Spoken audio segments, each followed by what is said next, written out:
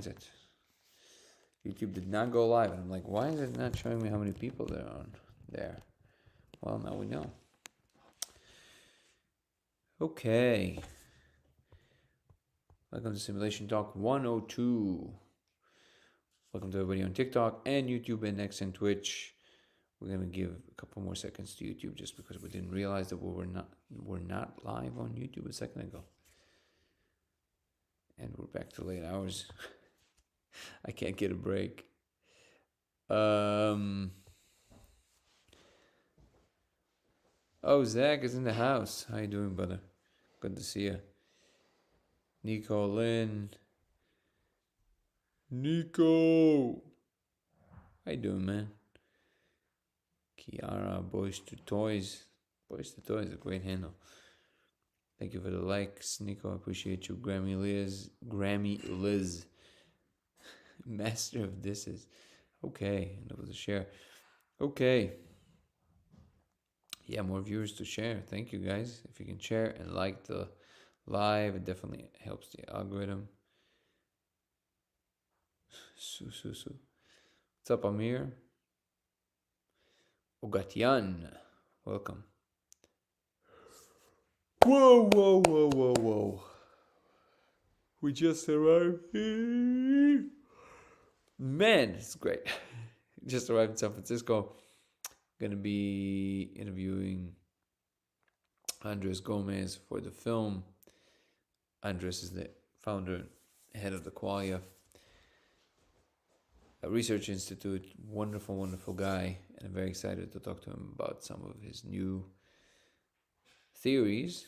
Jeffrey is in the house. How are you, Lish? Jess is in the house with my favorite color of her heart. And so we will be discussing some things, meeting some people. So appreciate you guys. And we just arrived, literally just landed there, and the director of the film is organizing some things and screws and fun things in the background. Production stuff. While I'm having a blast over here. How are you, Rodney? Good. Hello back to Ohio. I used to live in Indianapolis, not that far from Ohio. Pretty close. Midwest for sure. Okay. So welcome to Simulation Talk 102. This channel is usually revolving around the simulation hypothesis. My name is Danny, and I'm claiming to have found actual proof that we live in a simulation. A few years ago, I discovered that if you project a diffracted laser on a surface and you ingest a particular molecule that I cannot really name on a live chat because of legal reasons, you will see code in surfaces. Welcome back, Vancouver, to K. Hunka.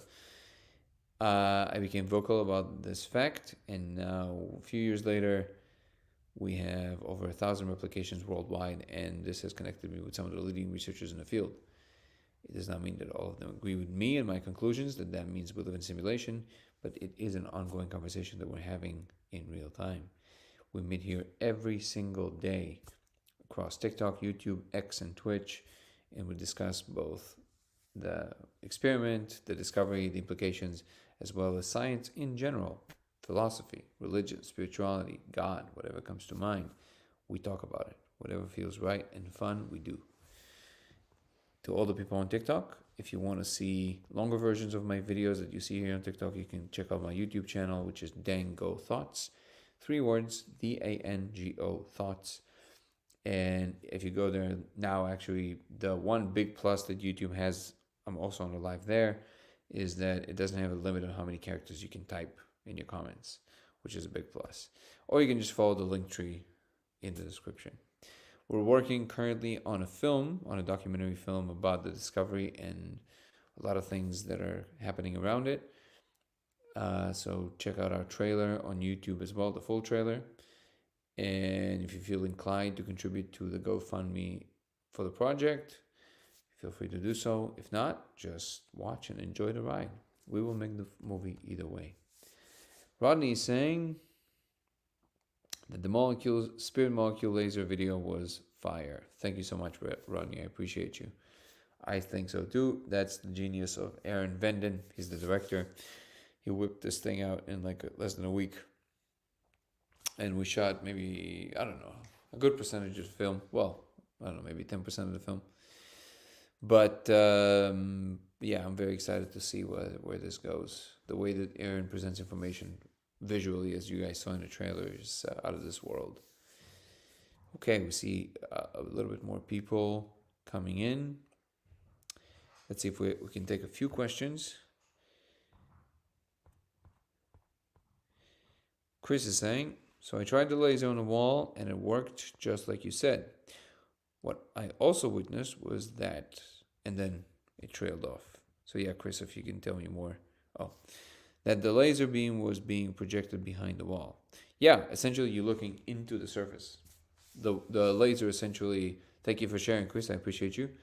And it basically shines through, and what you discover is that essentially the code makes up everything, including ourselves. If you shine it on your hand, you'll see the code in your hand. Thank you so much for sharing. And if you feel like you are willing to share your story and account and your experience, we have a questionnaire that we're now, I think we're going to make live. Is Irv in the house? I think we're going to make live on the website. But you'll be able to fill in a questionnaire about your experience with the experiment.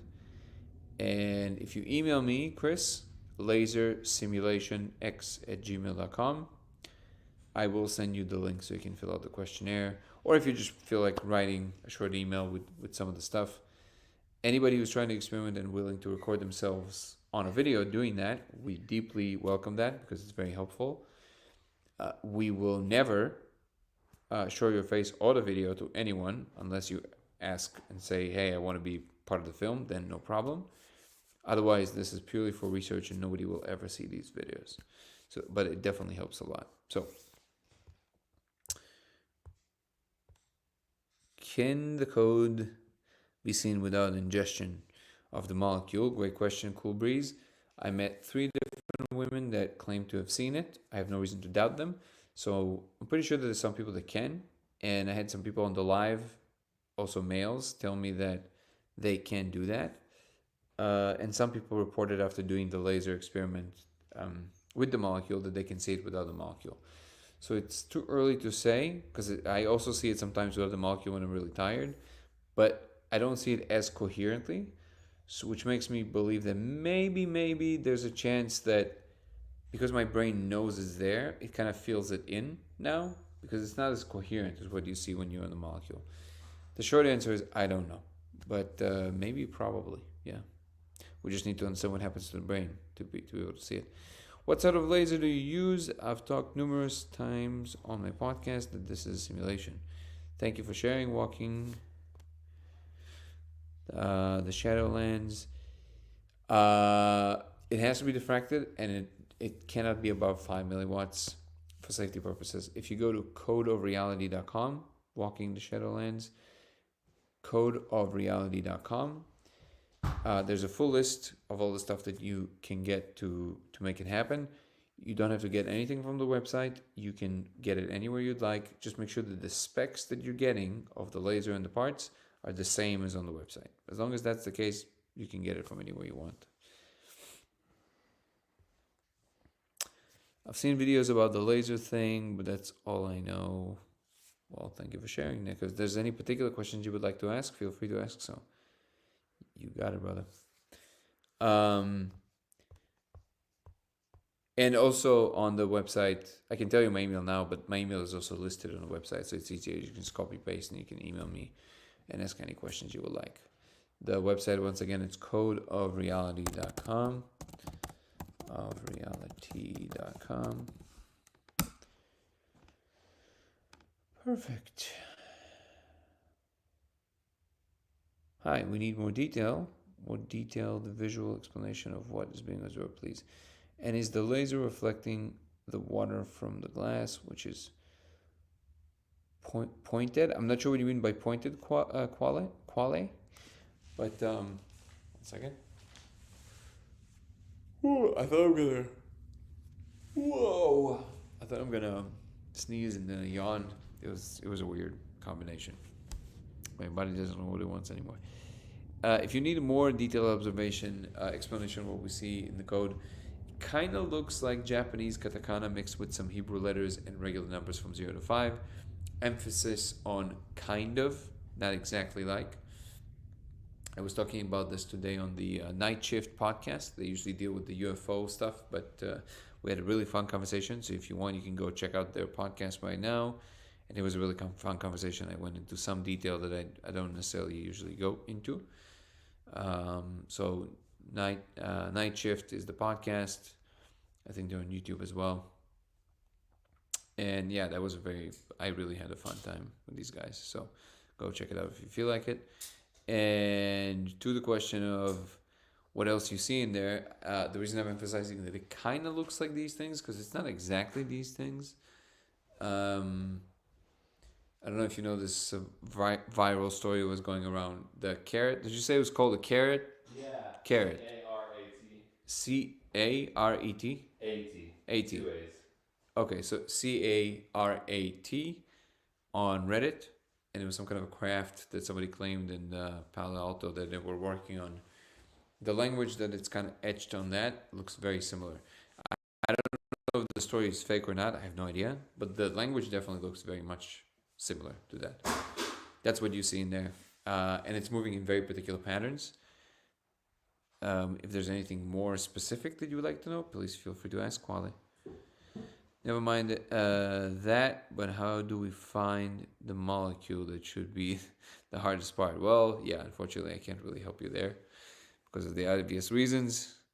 But put in the good word and the universe will find you. Hi, Jesus, are you gonna save us? I think that's what Jesus does, right? Has anyone made a list available anywhere of any commonly recurring symbols? At the moment, not that I'm aware of, and also I think it's very difficult to do because there's so much going on in there at any given time. What work does the code do? I think it codes for everything that exists, Tom, but I'm not really sure. That's the truth. What do you think about the universe? I think it's a swell universe. Could you just use a regular laser and diffract it by putting a fine line down the middle? No, because it's not like the splitting of a double slit experiment. Diffraction has to, the lens has to match the exact wavelength. And because of that, it's better to get a laser with the right diffractive lens. They're pretty cheap. You can get them at Alibaba for like almost nothing. Even on Amazon, I think you can find like a set for like $13. Yes, you're gonna have to attach like a on-off switch to it, like solder it, or just put heat shrinks around it. But it's super simple to do. See, if you're trying to save money, that's the most economic route. And feel free to email me through the email that you have listed on the website, codeofreality.com, and I can help you figure out how to put it together. It's really no problem at all. The laser, so not sure if what part of the conversation you started following from, Tom, but I'm claiming that a few years ago I discovered that if you project a diffracted laser on a surface and you ingest a particular molecule that I cannot name the name of it here because of legal reasons, you will see code running in surfaces. That's the claim. To get 3D of own face. Late. Sorry, I don't know what that means. No,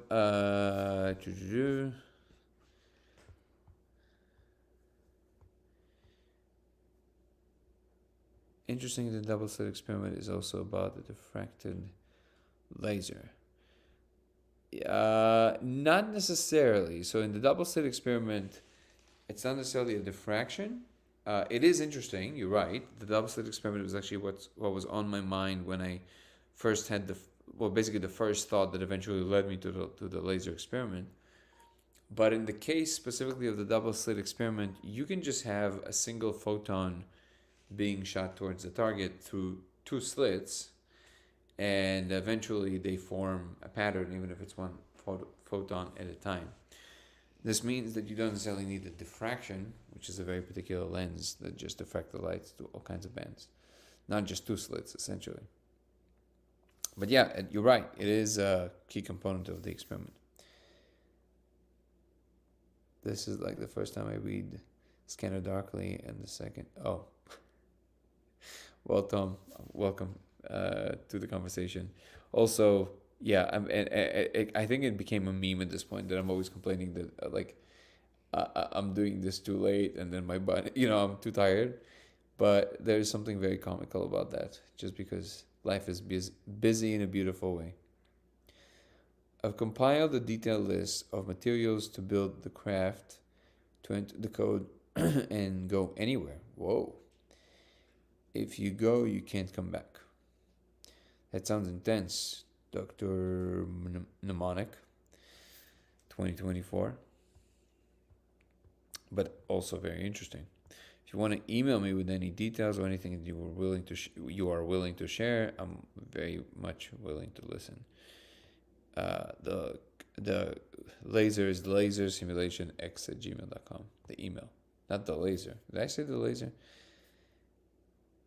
You can come back. You can always come back. I agree. Please do. How are you, Mirala Martinez? Whoa, my brain cannot read anymore.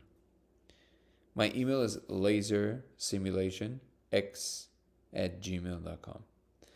Lasersimulationx, lasersimulationx@gmail.com. Do you get downloads of information that ends up being confirmed? As far as I know, we are actually the beings that are coming up with the knowledge, with the information, but you can be guided in a general gist around it. As far as I can tell, you never receive concrete information about how to do something. Do I get downloads? I get communication from the space. I wouldn't call them downloads. I would call them communication. But the laser, for example, was a process that took years to kind of discern and understand what's going on. So I wouldn't necessarily call that part download. Yep, that is correct, Dr. Mnemonic 2024. How did you come up with the laser idea? That's what the documentary is going to be about. If you haven't watched it, you can watch the full trailer on YouTube on Dango Thoughts, DANGO Thoughts. And actually, some of it I am talking more in depth today. I spoke on the Night Shift podcast that you can also check out that I did today. It was great. And it's just that the story itself takes, I don't know, at least a good 40 minutes to fully unpack. And today we're also doing the rapid round kind of thing because I'm going to have to adjourn pretty soon. I'm pretty tired. No tickles? Well, it depends. If it's multi-dimensional tickles, then definitely yes. Thank you, Dr. Goller. Actually, funny enough, Dr. Goller does sound correct, right? Dr. Goller, there's a ring to it.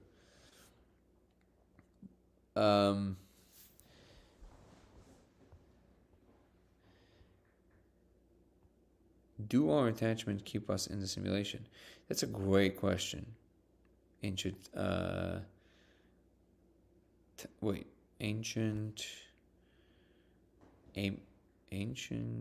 lament. Oh, lament.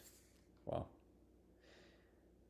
Did I say Dango Thoughts for YouTube? Yes. Erobinki on X. That's exactly right. Dango Thoughts. Let me know if you have any issues finding it, but you shouldn't have any issues finding it. And thank you for asking. Glad to see that we have people from X. And to the question of whether our attachments keeping us in the matrix, I guess to some extent you can say that is true. Yes. So I would say that that's something that the Eastern tradition definitely got right. Our attachments is essentially what keeping us in this cycle. Thoughts on pineal gland? I don't have many. I'm not really married to any particular proposition. I've recently had Dr. Andrew Gallimore on my podcast on YouTube. And he said that actually we have good reasons to think at this point that the pineal gland is actually not producing the spirit molecule. We know the lungs do, and I think we know the liver does too. But as far as he said that there's actually very little chance that the pineal gland produces it. What are my thoughts on it? I mean, I know of what people say about it being the third eye and producing, the molecule. But aside from that, I don't really have much to say. I think I don't know enough about it.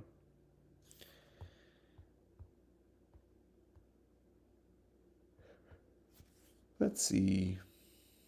Have I tried? Ooh, I don't know if I can say these names, President Zaddy, because of TikTok. The cactus. I have tried it once, yes. But I've been recently.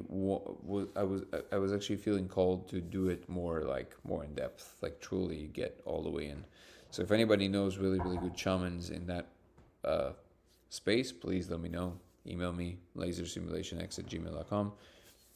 I hear there's pretty good people doing that in Arizona. If anybody knows somebody, please connect me. I would love to know about that. Does fluoride inhibit our capabilities? I've heard about this. I don't know. I really don't know enough about the space. I'm familiar with the meme, but I'm very careful, and it's very important for me that we kind of, at least for me, to say only the things I know for sure. Some people say they know this intuitively. I'm not, denying that that's possible. My answer is that I truly don't know, but I guess maybe. New Age has a lot of truth, but the Bible has all the truth. All right. Okay, we'll keep you posted on Cactus Ceremony. Thank you so much, Cool Breeze. I appreciate you. Salute. The only flay that flies masculine, really. Nice. Oh my God, Zaddy, I was just about to ask the same question. Have you tried the laser experiment with masculine? I'm pretty sure it will work.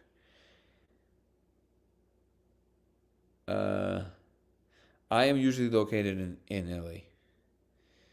Thank you for asking, Cool Breeze. That's my usual location. Let me see. Did you? Oh, put it upstairs. Oh, I just grabbed some lotion from the. My hands are really dry.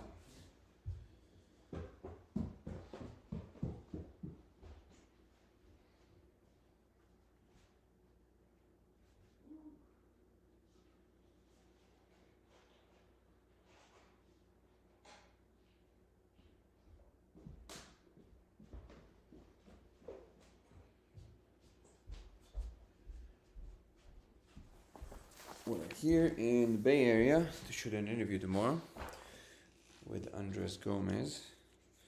And whenever I come to the Bay Area, for some weird reason, even though it should be a little more moist here, I get really dry.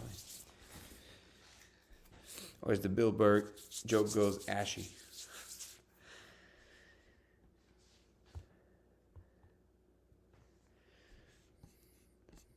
Yeah, it is interesting you asking me about the cactus.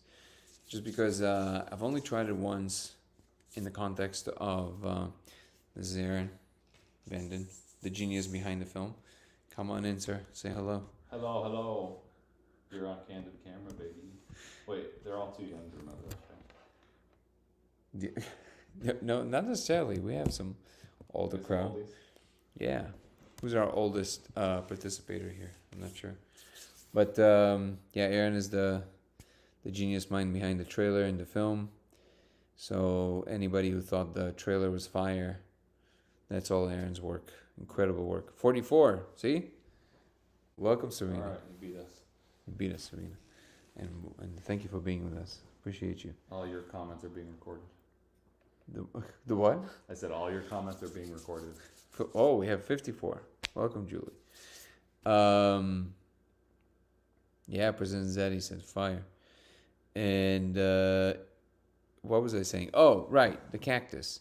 So I only did it when I was actually somewhat younger, in the setting of I was in a festival, and back then I was doing everything and anything, copious amounts of it, and that was just one of them. So it was definitely not like in a ceremonial setting.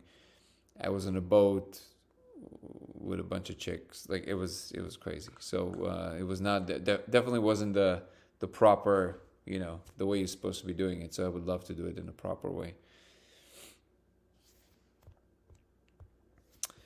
Just saw you on night shift today, looking for your dog. Thank you so much, Julie. I appreciate that. Yeah, exactly. That's my reaction. Awakening is exciting and terrifying. I'm afraid if I truly wake up, I won't live for money and grind. But what's up? What's up, Timothy? How do we let go of the only structure I know? That is a wonderful, wonderful question. How do you pronounce your name? Kesia? That is a very profound question, actually. How you do it? It's on the one hand, it's supposed to be very easy. You should just let go.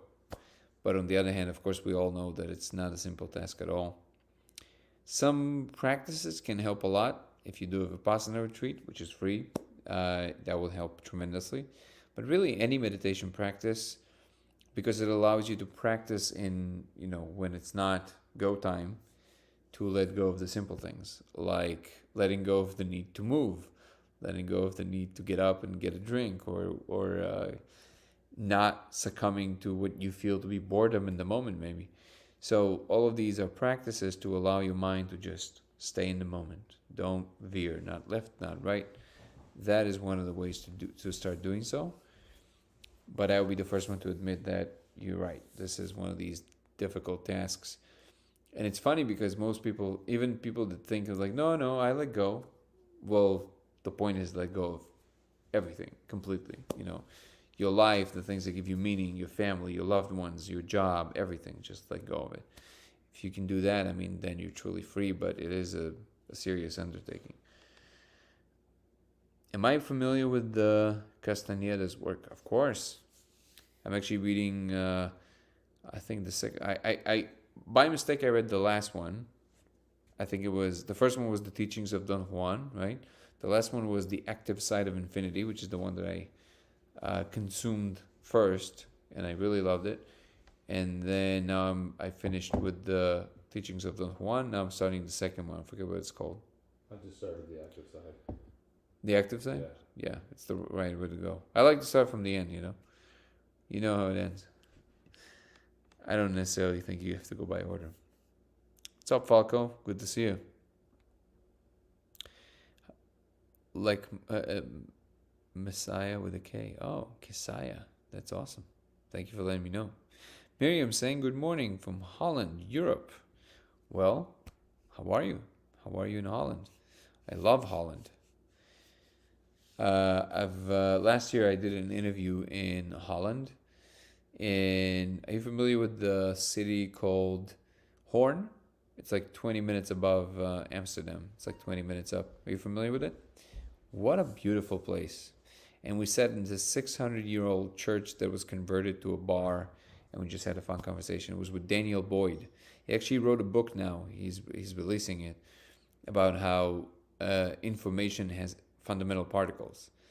And it's a very interesting line of investigation. And we had a fun conversation. I had some fun clips that you can find them on Instagram. I think it's also on TikTok, but they were much more successful on Instagram for some reason. And you can obviously watch the full conversation on Dango Thoughts on YouTube. DANGO Thoughts. And the conversations with Daniel Boyd. That was a fun one. I'm good, thanks. Yes, of course. Beautiful. Yeah, Warren is amazing. What city are you in? And what's your show with the neuroscientist today? Was hoping you'd talk about the laser. So Andrew Gallimore, he knows about the whole thing. I spoke with him about this in person when I met him in Japan last year. As far as I know, he hasn't tried it yet. I know he's very busy. He was writing a new book. And he's also working on a big project with, if I'm not mistaken, with Dennis McKenna. And who else is involved? Somebody else is involved. I think Graham Hancock is also in that project, if I'm not mistaken. So they're doing something big. I'm not sure what that is. But I know he was very busy. So in 1 hour conversation, which is all we had, it was difficult to approach all these more contentious subjects. But yeah, definitely next time I'm going to chat with him, we're going to open that up. You got it, Miriam. What is the number one question you would like answered? Thank you for that question. What a wonderful question. I don't know. I think, I feel like at this point in my life, it's clear to me that asking certain questions, for example, about personal questions, kind of like, what should I do in life? Or what is the thing I should focus on? They're almost like cheating. That's up for you to decide. So I think I wouldn't ask any of that. But it would kind of be fun if I can know that without paying some kind of a, ultimate price of separation, because there's always feels like there's some kind of a price for everything. I would actually, I think I would love to know why everything exists. But something tells me that that's also what the ultimate civilization wants to know. I think that nobody in existence knows why everything exists, which is kind of, if you think about it, that's a hang a plant on that hook in the ceiling. So this is an Airbnb that we're renting in San Francisco, in the Bay Area. It's not San Francisco, but it's right outside. So it's not my house. But if I would live here, you're right. I would definitely put a plant up there or something for a cat. Does that answer your question? Also, what does that Japanese character mean? I wonder. Have I tried looking at the Bible while on it? Maybe the code turns gold. Whoa, I didn't think of that. That should be an experiment, actually. Something to try.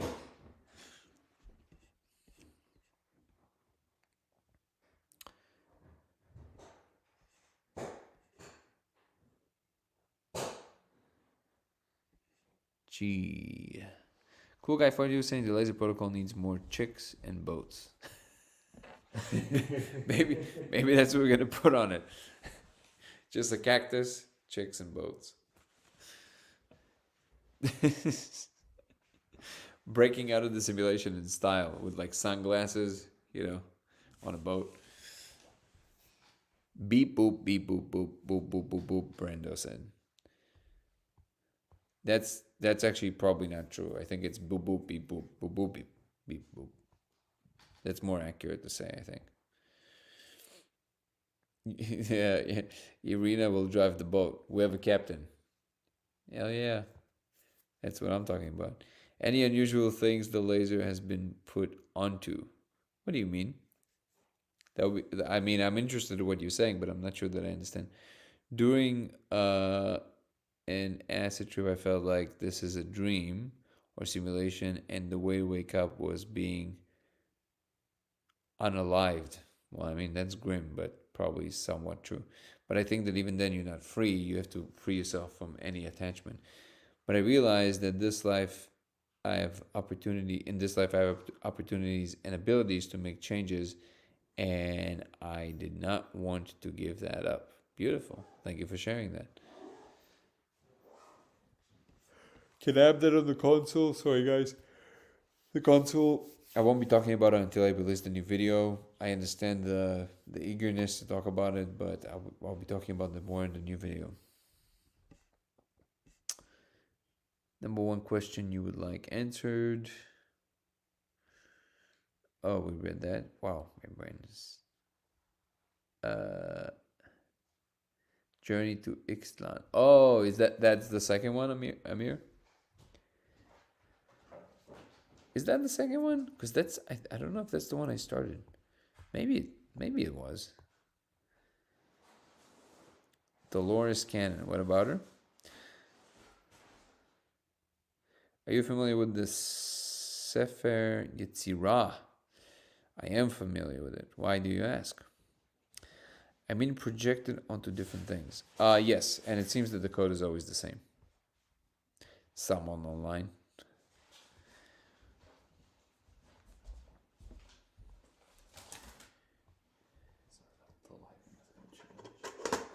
We're gonna change the lighting. There you go. There we go, more direct lighting.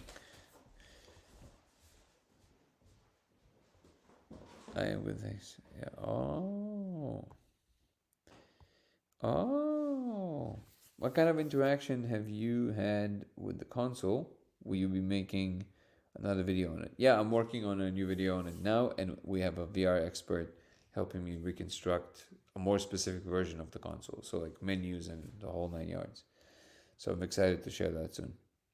Amir is saying I recommended The Fire from Within since it talks a lot about the nature of perception and the assemblage point. Okay, thank you. So that's also one of Castaneda's books, right? Sefer Yetzirah has a few. Whoa, dude. Whoa. Sefer Yetzirah has a view of linguistic mysticism that suggests the basis of creation as letters.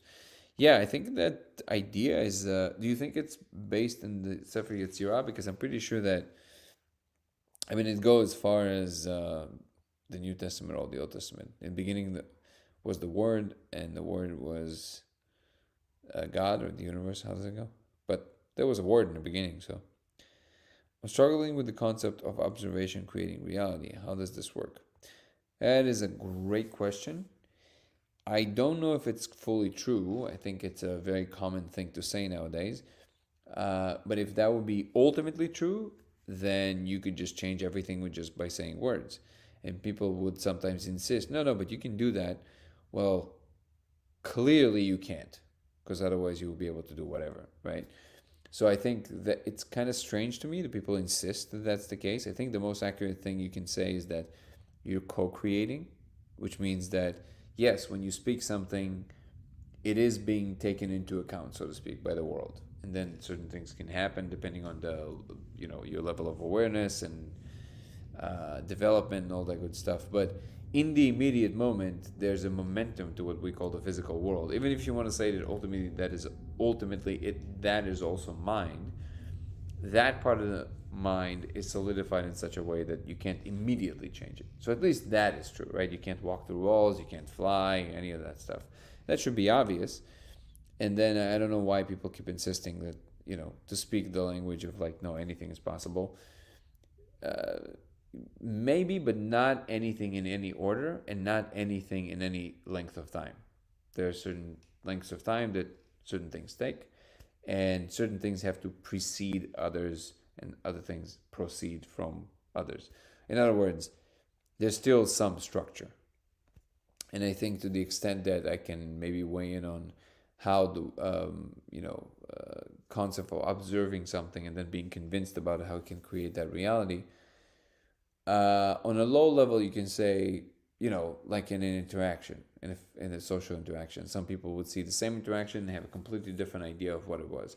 Some people will be offended by certain things, and by the same thing, other people will be elated, right? But that, I think that what people mean more is that you can literally, by seeing things a certain way, you allow them to become something else, and then you can reform what it can potentially be, right? That's what is usually meant by these concepts. Am I open to that? Yes. But again, I think it's very important to also remember that things are also what they are for that moment. And if you fully accept them, maybe you can change them quicker. So there's no need to pretend or lie to ourselves. I think we can still keep most of the physical aspects alive in terms of that's what the world looks like on the most fundamental, like moment to moment experience as a personality and psychology. And then beyond that, yes, there's like a higher structure. You can influence your perception and change potentially even what life would look like. But I do think that this is still in its infancy of our understanding of it. Is it possible to fully be at peace with uncertainty, or do we always search for something concrete? I can tell you from experience that absolutely yes.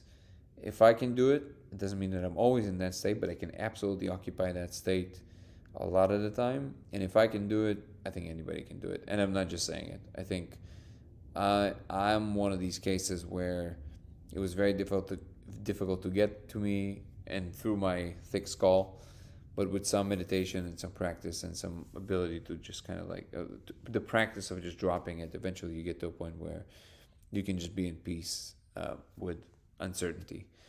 And again, and not to even talk about some people that are truly talented in that way and they can actually just do it on a much higher level. So no, you don't always have to be in a fight or flight or being concerned. You can definitely be in peace, at peace in uncertainty. Turn to Jesus died for you. Okay. The Word became flesh and lived among us. That's what it was. Uncertainty is also fun. You're right. How do I communicate with the simulators? Every time I go into the molecule space, I have direct communication with them. So code is aware of self, which means we are AI that became aware of itself. I would say you're very close to the truth. I think we are that AGI. In fact, I have a video across all platforms, I think, but I always recommend to watch them on YouTube because they're usually the full version. It's called Are We AGI? Look that video up. Are We AGI on YouTube on Dango Thoughts. And it talks exactly about that. It's a short one. I recorded it in one afternoon because I felt that I had a fun idea. How do you stay grounded in what's real when so much of life feels like projection of our mind? You know, I never saw it that way. I think that whatever it is that you're experiencing is real. And I'm not saying real to you, but real because it has to be to someone, right? I think as long as there's an experiencer, that thing, whatever is being experienced in that moment, is real. Even if there's a more fundamental reality, a more basic thing behind what seems to be the tangible thing, the experience of it is still real, I would say. What's up, Creative Consciousness? Good to see you. How does the average person get their attention? The attention of, you mean the beings or the okay, so I think it's a matter of actually paying attention because they're always there. So I think it's just a matter of like actually looking in their direction, saying, okay, like I'm ready for communication. And just like with people, if you're polite enough and you show enough interest, I think they'll be much more forthcoming. I think that's really the trick. Awesome. Even if we're a game, we're still characters and we are still playing. Exactly. You look like your thoughts have thoughts. That's hilarious.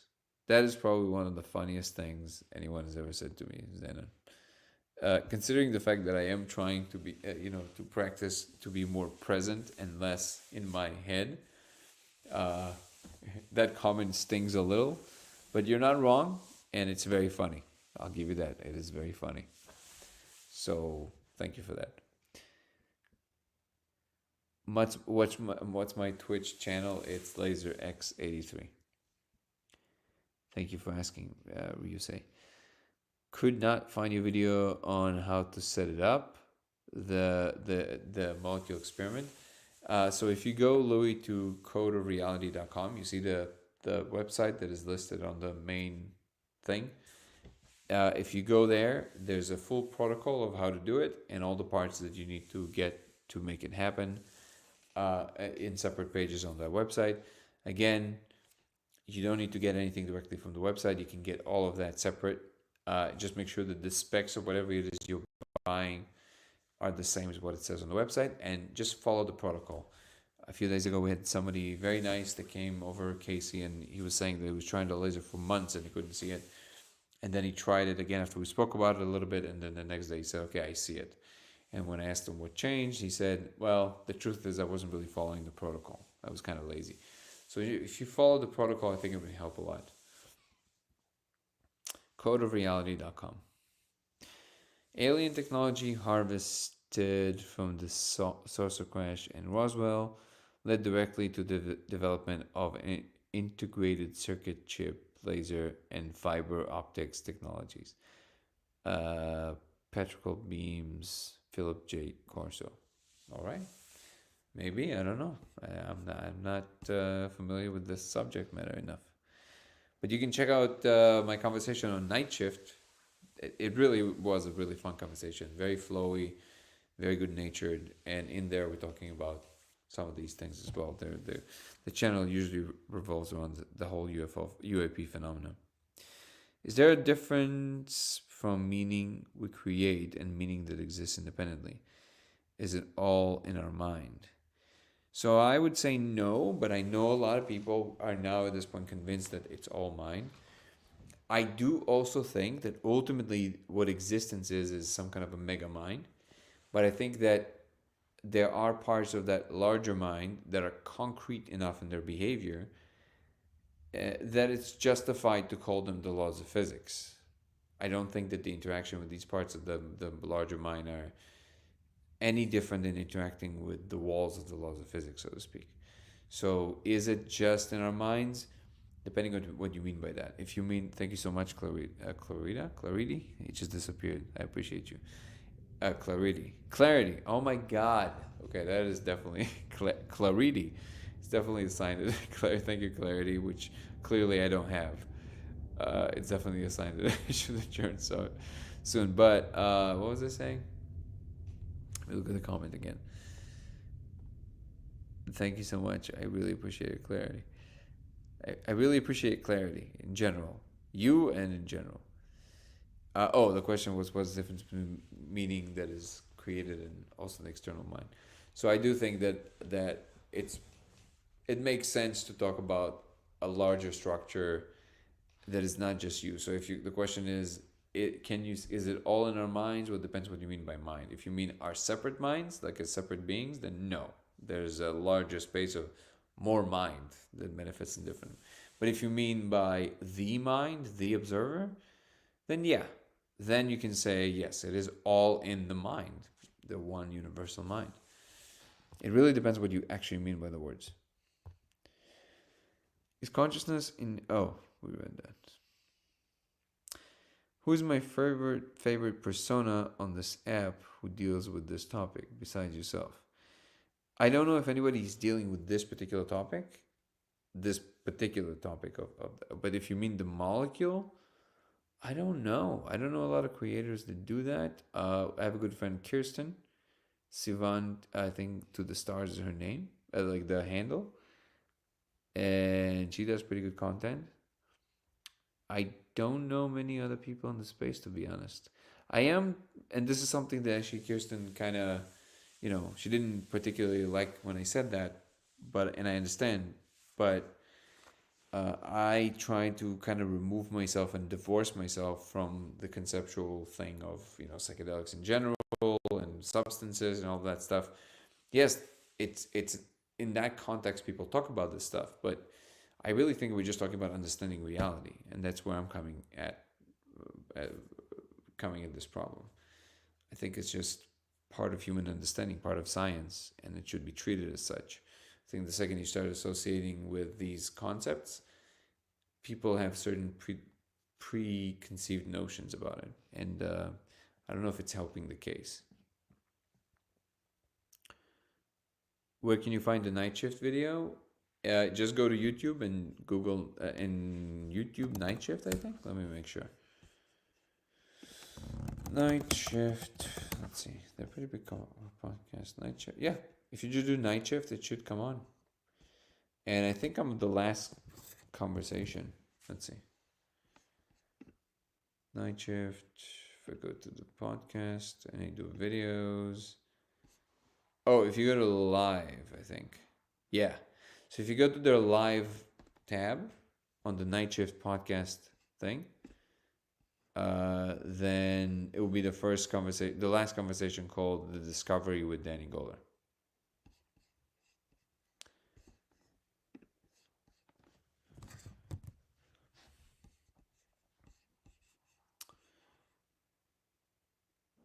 What are your thoughts on the law of the one or raw material? I've listened to some of it. Thank you for the question, Jason. In the beginning, I was a little ambivalent about it because of that's the guy who says Ra, I am Ra, right? That guy. In general, I have this weird relationship with all the channelers in general. I always felt that it's a bit strange, and just in the sense that it's so easy to pretend, I'm not saying they're all pretending, but I come from a slightly more skeptical position where I'm like, lends itself too easily to charlatans and things like that. I do understand that there's probably some people that are doing it legitimately, but it's kind of hard to know who is whom. And maybe I was led down too many dead ends to know that this doesn't really matter that much. So like all of these bits of information sounds like, to me personally, they sound like almost a so what. Like it's like, okay, I get it. You're trying to sound wise, but ultimately, it's simple. Just enjoy this. Just enjoy this. Just the second you make things too grandiose, it feels to me like it's missing the point, and it's just trying to build like an aura around it. I can be wrong, of course. So if this means a lot to you, I don't mean to degrade anything that means a lot to you. If it gives you meaning, I'm all for it, truly. But if you ask my personal opinion, it's hard for me to connect with these things. I spoke a little bit more in depth about Bashar as well, because I am somewhat finding myself in an uncomfortable position, because I happen to think and see that he's a lovely human being, but I don't know. There's something about the way that it's done that just, I don't buy it. I don't know. I don't buy it. Especially because they then make claims that. So this is okay. I'll give you an example. So this was an example the other day, that when I saw Bashar mentioning something about the pineal gland making the molecule, and somebody asked him about this, and he, without even questioning it, he just kind of went into this entire spiel about, yeah, and that's your third eye. And so he was basically saying, regurgitating the memes. Like, he would just, because he knows what's online and he knows what people believe, and just saying that.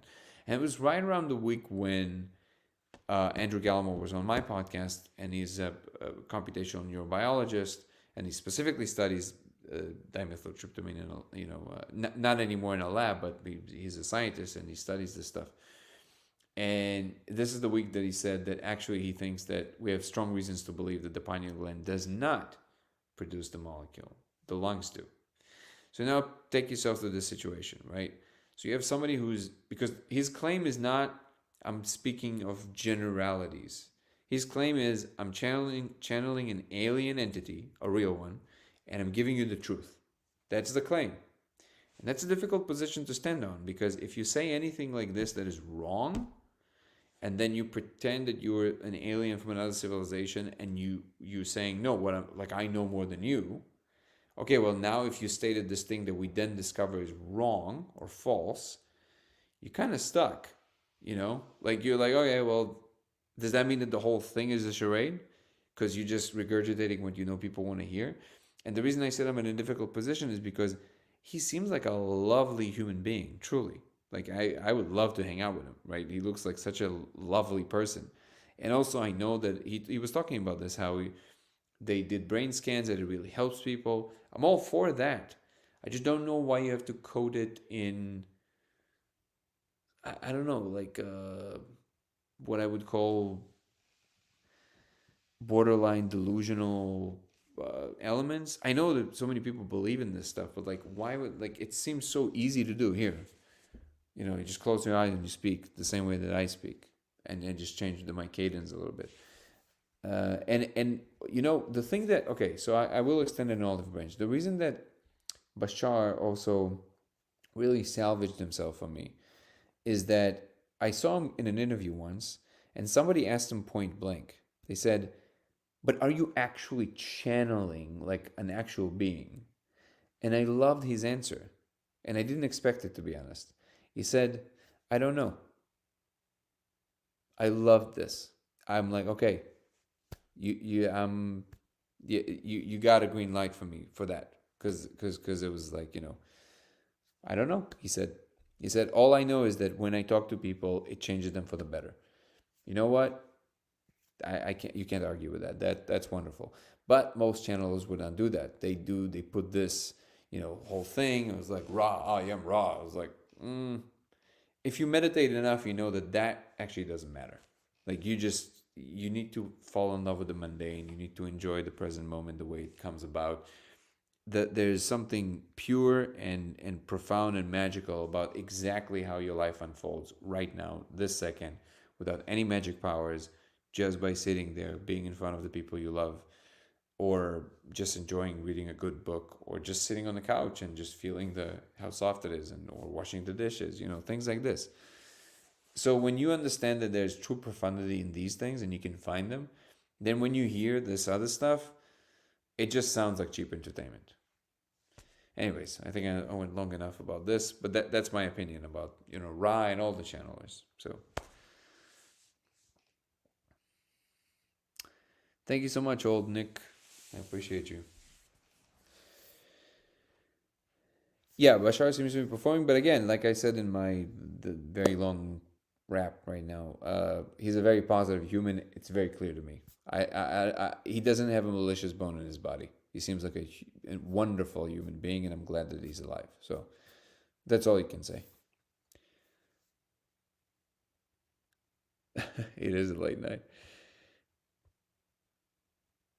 Anna Anastasia that has passed. No, I'm not familiar with her. This is the second question. Is consciousness an inherent part of our universe or a byproduct of human awareness? No, it's definitely not human awareness. I think it's fundamental. If it were a simulation, why would they let us be able to think it's a simulation? Well, maybe because it was never a secret, Ringo. Maybe it's not like in the movie where it's a secret, but it's just a matter of being able to understand that. That's all. Maybe it's just the way that the nature of the structure. That's all.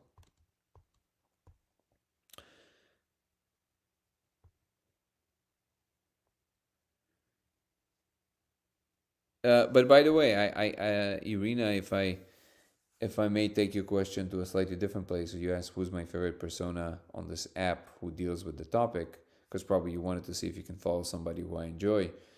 So maybe I'll tell you who's my favorite persona not on this topic and not on this app, just in general. We were just listening to him today. One of my favorite thinkers is Yasha Bach, spelled like Joshua, Joshscha,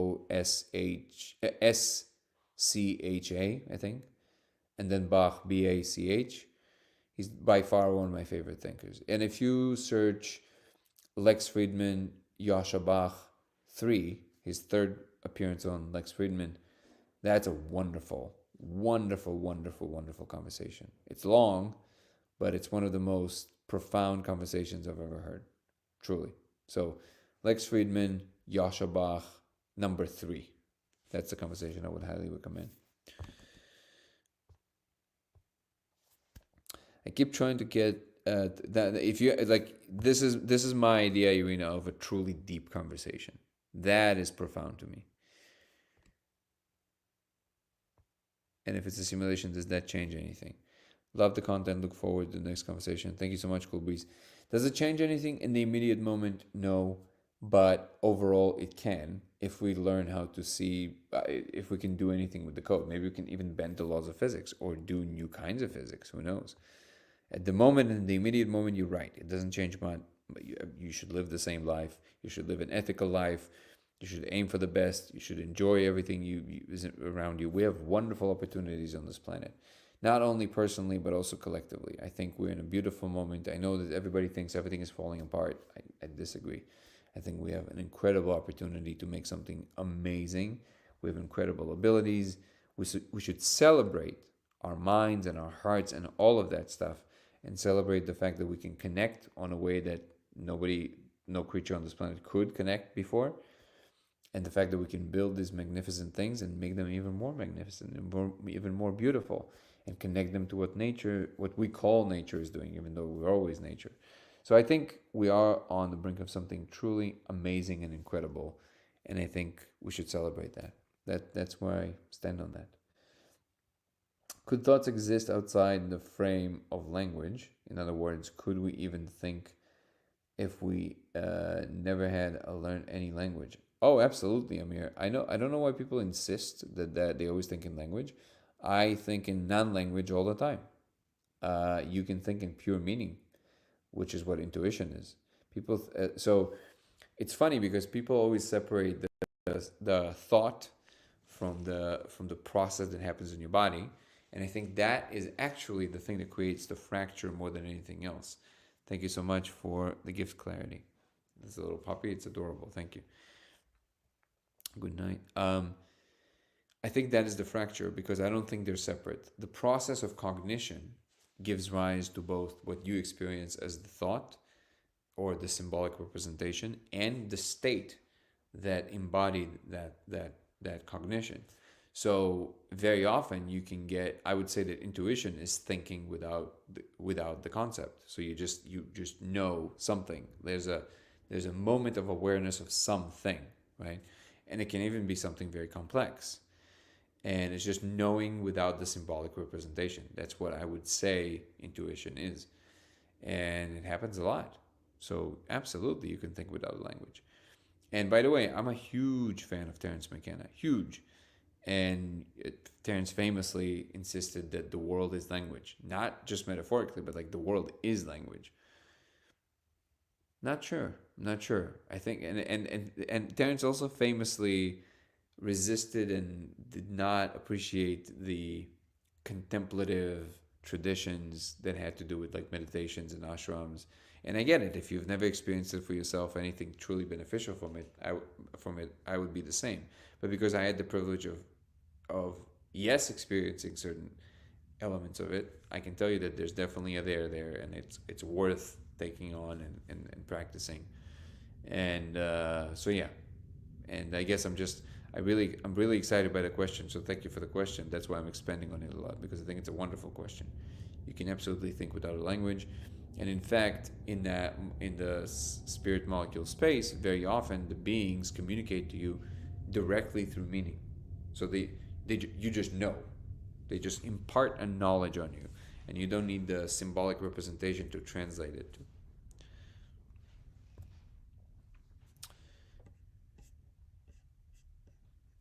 Have you read Carlos Castaneda? Yes. We just spoke about it, Richard. Thank you for the question. That is certainly what animals experience. Well, we don't really know, but I would assume you're right. Yeah.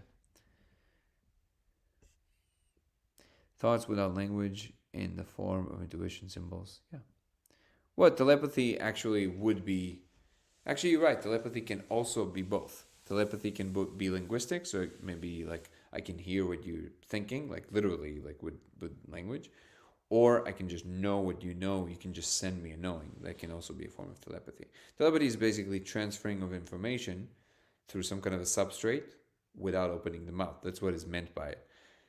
Now, if you actually think about it, spoken language is also a form of telepathy because you're using the medium of air and air compression, because I have a meaning tapestry inside of me that kind of bubbles up, and it invokes a behavior that we call language that then makes these weird mouth movements, and these mouth movements press against the air, and the air is moving the signals, the language, and then your ear picks up on it, and then your brain translates it back to meaning, and it's like constant, like a guessing, hot cold guessing machine. So I would say that even spoken language is a form of telepathy if you think about it. And again, these ideas are not new. They're attributed to a lot of people like Whitehead that then were reiterated by Terence McKenna. I feel like tribes with simplistic languages have better telepathic abilities. Maybe. But I always say we should not de-emphasize the greatness of everything that the modern world brought as well. Balance, I think, is where the key is. So when somebody recently reached out to me to be interviewed on my show, on the podcast, and they seem to be a very positive human being, but they started saying things, I don't know yet because we didn't have a conversation deeper, and I am planning to have them on my podcast, but something I pointed out right away, because I started hearing this very common meme now. We had a preliminary conversation, and I've heard this like thing that he started to express, which was, what did he say? It was something along the lines of like he mentioned his Western biases. He's like, our Western biases, and I was like, wait a second. I think balance is important. I think it's very important that it's very great to respect and glorify other traditions. But if in order to do so, you have to downgrade your own, that's a virtue signal that you don't need to do. And there's no need. There's incredible things that the West achieved. Modern science is amazing. It's nothing short of a miracle, nothing short of incredible. Okay? And I think that's important to recognize. It does not for a second downgrade anybody else, but at the same time, we shouldn't downgrade ourselves. We should stay humble and know that we have a lot to understand and learn, but the beauty of the world is that you get to enjoy all of these things, and you can choose. If you want, you can go and live as an Aboriginal person and just enjoy the toil of the land and feeling the dirt and connecting with people and holding hands. It's amazing. It's incredible. But going to space is just as amazing, right? So I don't know. It's not a competition, and I feel like whenever one is expressed, there's like a tendency to downgrade the other. It's almost like automatic, and I don't think why it should be. I think balance is where the beauty is.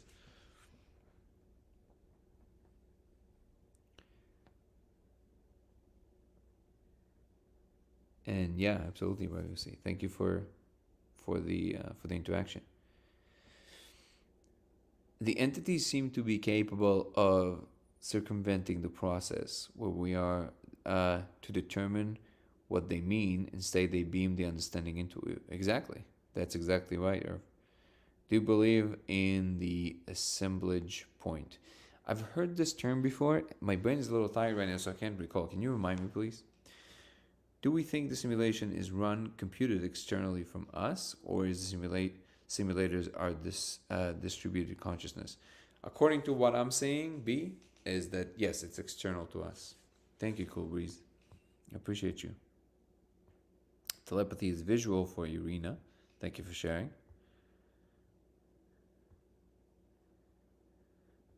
You would be great on Lex's show. Thank you so much. Hopefully it would happen sometime soon. Lex is one of my favorites by far. Sounds like I missed something interesting. In crayon terms, can you tell me what was the topic? Well, I mean, we spoke about so many different things. I'm not sure when you started listening. So, but I'm glad you joined. So sometimes I think words and language are a bottleneck. Nonverbal communication is faster. No, I would not say so. No, I think nonverbal communication can be good for certain things, but it's not a practical thing for most things that we do in the modern world. And so, for example, you're right in terms of if you need to communicate something that your genes are already experts in. So, for example, for hunting, right? If two usually men, just because we're more genetically predisposed to do that, if we're hunting something, obviously now in the modern world you have a lot less of that, but there is something very deeply ingrained in sitting in silence and knowing how to communicate with your eyes. And I can nod and you will understand what I want. It's something very deeply ingrained. It's a form of communication and it's quicker, right? Instead of like, what do you mean? Like, right? So yeah, in that sense it will be faster. But I can't describe to you how to build something very complex with just by grunts and nods. You can't do that. That's what I meant by we shouldn't elevate one and by doing so downgrading the other. They both have roles to play, and in some cases, it's just a matter of fast or slow. It's impossible. You can't communicate just by nodding how to build a rocket. You just can't. So I would say it's two different kind of functionalities. So what are the characters you see in the laser resemble any existing character set? The closest is Japanese and Hebrew that it kind of looks like, and a mixture of like 0s to 5s. But that's just the closest to. It's not exactly that.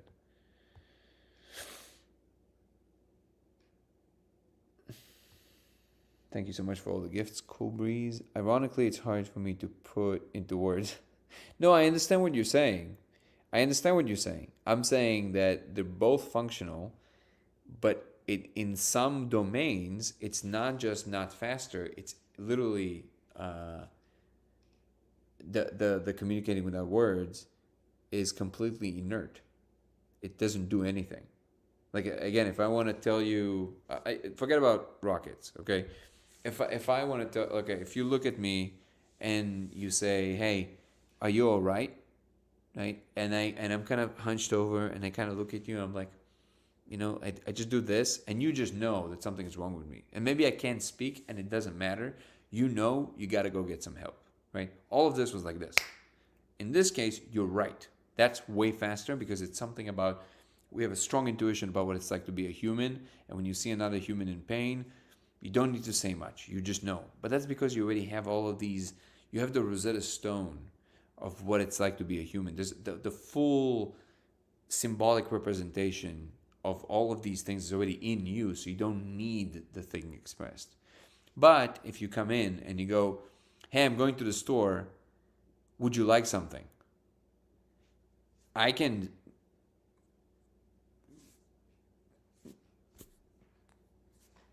yeah, you have no idea what I want, right? Because I want items, I want some specific things. So it's not even a matter of speed. Literally, you can't, maybe we can play charades, but okay, but now you're cheating. Now you're showing things, right? So that's also language. That's my point. My point is that they're two different things, and they're both important. Where do you want to eat? Well, that's a common question with the husband and the wife, you know. The husband always has to just know.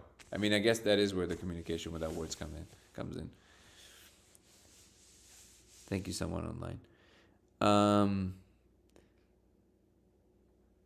I would love to see you talk with Duncan. Yes, absolutely. If you guys can help make that happen, I'm all on board. Duncan is one of my favorites, my all-time favorites. That would be my dream conversation, actually. Yeah, me and Duncan will totally vibe. That would be amazing. Do you think space is really out there, or is it just a light show trick and we are in a container of sorts? Great question, old Nick. It's the multi-cachillion space dollars question. I don't think we have a way to determine that at the moment, but you're right. This is a really good question. Tangential, but are you familiar with remote viewing? Familiar, yes, of course. Going back to one of your previous claims, have you been able to measure the characters with a camera? I'm not really sure. I never understand this question because I'm not sure what people mean by that. You can record the laser, but then how do you expect to see the characters in the recording if in order to see the characters you have to be in an altered state? The thing that reveals it is the altered state. So you can record it, and then you can smoke some molecule and you will see it in the recording, but it's because of the molecule, not because of the recording. So I'm not really sure what the relevance of the recording is. Have you considered this from a Jungian perspective, that the characters could be archetypical symbols with our brain? A primal language of symbols in our brain would also be a major discovery. Yes, I have considered it from the Jungian perspective, and at least, the way it appears to me and to I think anybody who sees it, no, it doesn't fall in that category. I think Jung was a genius, but in this case, it's a much more kind of like straightforward. No, it's just there's a language there. Like it's just a real thing.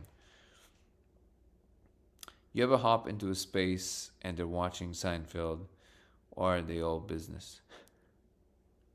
That would be hilarious if they all watched Seinfeld. I did see a whole episode of Family Guy inside the laser one time. For real. Oh shoot, I'm too high. Nice. Please read my definition above about the assemblage point. Okay, let me go up. Thank you for reminding me, Richard. The assemblage point is talked about in Carlos Castaneda's books. Oh, right. That's where I remember it from. It's where the signal of our reality is focused in our energy body to bring our reality into view. Yes, so I appreciate that. Thank you so much for reminding me that, Richard. So, yeah, that is a big topic. So the whole thing with and this is kind of a similar thing to the question about Carl Jung, right? Because both Carlos Castaneda and Carl Jung had this style of talking about these very deep things in terms that invoke a lot of awe and esoteric thinking and profundity. And I love both of them. And I really think those were like, some of the best written form content that our previous century produced. But it's just that in this case, with the code, so with NN, the molecule in general, and with the code and the laser in particular, it's not that flavor of interaction with reality. It's not this out there, oh, you really gotta like sink into it and get it, man. You gotta be so wise to understand. You gotta look through your third eye, and then you have to. It's not like that. It's just like this. Like this. Just, there's an item there. It's that simple. And there is this insistence to make it something more complex, I think, because we can't believe that something will be that simple. And yet it is. Sometimes reality surprises you. So this, I'm just trying to maybe emphasize that all of these questions along the esoteric lines, it's not even a maybe. It's like there's no way that it's none of these. Any of these things. It's just there. Now, does it connect to something very deep, fundamental in reality that it can be along the lines of everything that Carl Jung was talking about the universal mind, and everything that Carlos Castaneda was talking about? Sure. But these are two different modalities of explanation and engaging with this kind of information. And at least with the laser thing, this is a much more along the lines of like a mainstream science. Here's a device, here's a measurement, here's a thing. What does it do? How does it change in relationship to this? So it's much more like that. It's much more Richard Feynman than Carl Jung. I hope this helps.